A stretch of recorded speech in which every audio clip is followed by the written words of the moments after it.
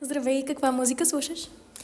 Слушам каквото ми падне, гледам да слушам нови неща постоянно. Напоследък съм на вълна Боб Дилан. По принцип главно поп, но и като цяло разнообразно постоянно.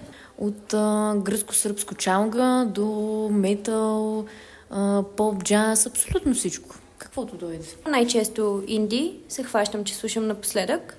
Слушам по-разнообразна музика. По принцип, ако слушам един жанр, до края на живота ми той би бил хип-хоп. Каква музика слушаш? Всякаква. Абсолютно всичко. Абсолютно всякаква музика, всякакви стилове, жанрове, всичко мога да слушам, наистина. Като цяло всякаква. Би ли участвала в някой музикален формат?